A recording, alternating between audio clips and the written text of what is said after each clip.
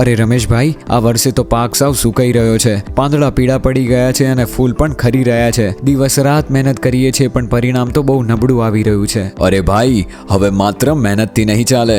હવે તો neutron 11-11-8 plus zinc boron વાપરવું પડે. આ નવી ખેતીનો નવો ઢંગ છે ભાઈ. ન્યુટ્રોન એ એક દમદાર દ્રાવ્ય ખાતર છે જેમાં નાઇટ્રોજન, ફોસ્ફરસ અને પોટેશિયમ સિવાય ઝિંક, બોરોન, આયરન, મેંગનીઝ અને કોપર જેવા માઇક્રોન્યુટ્રિયન્ટ્સ છે જે છોડને પૂર્ણ અને સંતુલિત પોષણ આપે છે. આના ઉપયોગથી છોડમાં વધુ ફૂલ આવે છે અને ફળ આવવાનું પ્રમાણ પણ વધારે છે. પાકના ઉત્પાદન અને ગુણવત્તા બંનેમાં વધારો કરે છે. છોડ મજબૂત બને છે અને રોગોથી પણ બચાવે છે. અને ખાસ વાત એ છે કે કપાસ, મગફળી કે શાકભાજી જેવા દરેક પાકમાં વાપરી શકાય છે.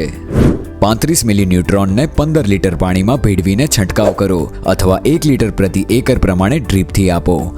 પહેલી વાર ફૂલ આવ્યા પહેલા અને બીજી વાર ફળ દેખાય ત્યારે. હવે સમજ પડી ગઈ રમેશભાઈ. ન્યુટ્રોન ના નાખીએ તો પાક અધૂરો રહી જાય. ન્યુટ્રોન નાખો, પાક બનાવો જોરદાર, ખેડૂત રહે બિંદાસ દર વખત.